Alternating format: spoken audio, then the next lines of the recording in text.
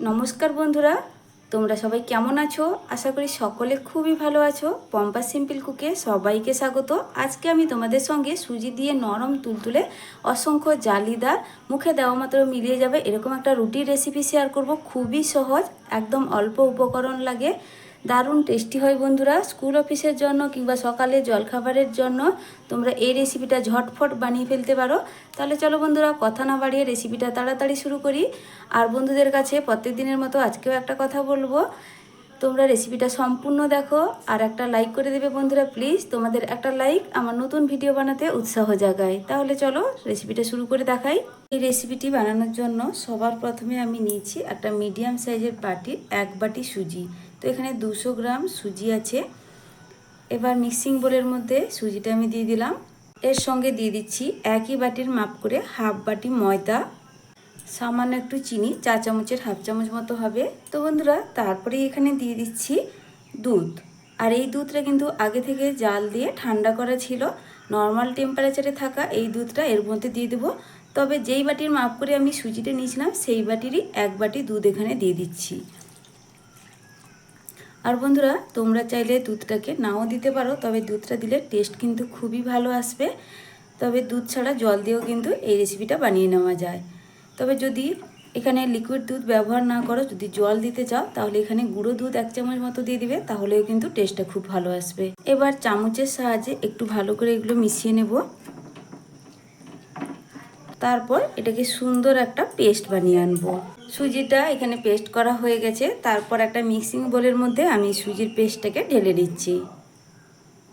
এবার আমি তোমাদের দেখাচ্ছি ব্যাটারের ঘনত্বটা ঠিক কিভাবে আছে। তো বন্ধুরা দেখো, ব্যাটার কিন্তু অনেকটাই ঘন আছে। এখন আমি এবার এর মধ্যে অল্প অল্প করে দুধ মিশিয়ে ব্যাটারটাকে একটু পাতলা করব। তো আমি তোমাদের আগেও বলেছি, চাইলে তোমরা দুধের জায়গায় জলও মিশিয়ে নিতে পারো। এবার আবারও 1 বাটি দুধ নিয়েছি আমি, অল্প অল্প করে দিয়ে দুধটাকে এই ব্যাটারের মধ্যে মিশিয়ে নেব। আর এটাকে একটু পাতলা করে ব্যাটারটা রেডি করতে হবে। তো বন্ধুরা, 1 বাটি দুধ অল্প অল্প করে মিশিয়ে নিয়েছি।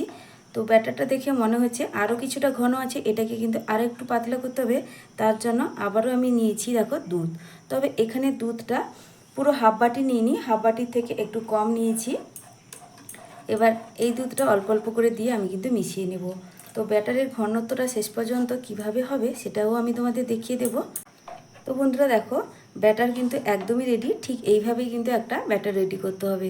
তো এখানে আমার 1 বাটি সুজি, হাফ বাটি ময়দার জন্য লাগলো 2 বাটি দুধ আর সামান্য একটু। তো এবার আমি ভালো করে মিশিয়ে নিয়েছি। মিশিয়ে নেওয়ার পর এটাকে ঢাকা দিয়ে 3 থেকে 4 মিনিট একটু রেস্টে রেখে দেবো। তারপরে আমি 3-4 মিনিট পর ঢাকাটা এবার সরিয়ে নিচ্ছি। তারপরে এর মধ্যে দিয়ে দিচ্ছি বেকিং পাউডার, 4 চামচের 3 ভাগের 1 ভাগ। বেকিং পাউডার দেওয়ার কারণে রুটিটা খুবই জালিদার হবে, নরম তুলতুলে, খেতে কিন্তু দারুণ লাগবে। দেখো বন্ধুরা, খুব ভালো করেই মেশানো হয়ে গেছে। এবার রুটি বানানোর জন্য ব্যাটার কিন্তু একদম প্রস্তুত। যেহেতু এখানে বেকিং পাউডার দেওয়া আছে, ব্যাটার কিন্তু খুব বেশিক্ষণ রাখা যাবে না, সাথে সাথেই বানিয়ে নিতে হবে। চলো এবার তোমাদের আমি রুটি বানিয়ে দেখাই। তারপরে গ্যাসে আমি একটা ফ্রাইং প্যান বসিয়ে দিয়েছি। এবার সামান্য একটু তেল আমি এর মধ্যে ব্রাশ করে দেবো বন্ধুরা, খুব বেশি না, একদম অল্প পরিমাণ তেল, দেখে নিশ্চয়ই বুঝতেই পারছো। তবে এই প্রথমবার একবার তেল দেওয়ার পর আমি কিন্তু মুছে নেব। আর মুছে নেওয়ার পরে এরপরে আর কিন্তু তেলের ব্যবহার করব না। তেল ছাড়াই কিন্তু এই রুটিগুলো খুব সুন্দরভাবে হবে। তবে তোমরা চাইলে এর মধ্যে সামান্য একটু করে তেল দিয়েও ভেজে নিতে পারো। তবে আমি আজকে তেল ছাড়াই রুটিগুলো বানাবো। এবার নিচে একটা সুতির কাপড় দিয়ে ভালো করে আমি তেলটা মুছে নিচ্ছি। তো এরপরে কিন্তু আর কোনো রকম তেল থাকলো না। আর এই ফ্রাইং প্যান ছাড়া তোমরা যদি আলাদা কোনো পাত্রে, কড়াইতে বা লোহার কড়াইতে করো, তাহলে কিন্তু অল্প অল্প করে তেল ব্রাশ করে এইভাবে রুটিগুলো বানিয়ে নেবে।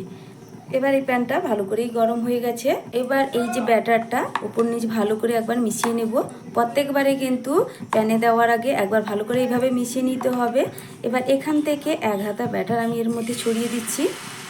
ছড়িয়ে দেওয়ার পর প্যানের হাতলটা ধরে এইভাবে একটু ঘুরিয়ে নেব, যাতে একটু গোলভাবে চারদিকে ছড়িয়ে পড়ে। দেখা দেওয়ার সাথে সাথে ওপরের দিকটা কিন্তু শুকনো ভাব হতে শুরু করেছে। খুব বেশি সময় লাগে না, 3 থেকে 4 সেকেন্ডের মধ্যে কিন্তু এটা হয়ে যায়। তো দেখো ওপরের দিকটা কত জালিদার হতে শুরু করেছে, দেখে নিশ্চয়ই বুঝতে পারছো। তো এইভাবে সামান্য একটু বেকিং পাউডার দিলে এইভাবে কিন্তু জালিদার তৈরি হবে রুটিগুলো। এবার রুটিগুলো দেখো সাইড থেকে আপনা আপনি কিন্তু উঠে আসছে, খুব সহজেই উঠে যায় রুটিগুলো, কোনো রকম ঝামেলা হয় না। তো দেখো আমি রুটিটা হয়ে গেছে তুলে নিচ্ছি, আর উল্টো সাইডটা কিন্তু ভেজে নেওয়ার কোনো প্রয়োজন নেই। তো বন্ধুরা দেখো সব রুটিগুলো কিন্তু আমি খুব সুন্দর করে রেডি করে নিয়েছি, আর এগুলো দেখতে দেখো কতটা লোভনীয় লাগছে আর কত অসংখ্য জালিদার হয়েছে। এবার আমি একটা প্লেটের মধ্যে সাজিয়ে নেব। তো বন্ধুরা ঠিক এইভাবে করে আমি সাজিয়ে নিচ্ছি। তো বন্ধুরা দেখো রুটিগুলো আমি সাজিয়ে নিলাম একে একে, আর এগুলো দেখতে কতটা লোভনীয় লাগছে আর অসংখ্য জালিদার হয়েছে, দেখে নিশ্চয়ই বুঝতেই পারছো। আর কতটা নরম তুলতুলে হয়েছে দেখো বন্ধুরা রুটিগুলো, সম্পূর্ণ তেল ছাড়া, খুব সহজে সুজি দিয়ে দারুণ টেস্টি হেলদি একটা রুটি আমি বানিয়ে ফেললাম। খুবই ভালো লাগে খেতে। তোমরাও অবশ্যই বাড়িতে বানিয়ে দেখো বন্ধুরা, তোমাদেরও কিন্তু ভীষণই ভালো লাগবে আশা করছি।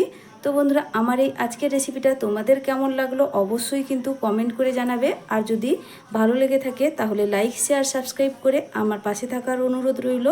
তো দেখো বন্ধুরা কতটা নরম তুলতুলে হয়েছে, আমি একটা রুটি তোমাদের কেটেও দেখাচ্ছি। দেখো খুব সহজে মুখে দেওয়া মাত্রই কিন্তু মিলিয়ে যাবে, এতটাই সহজ রেসিপি আর এতটাই টেস্টি রেসিপি।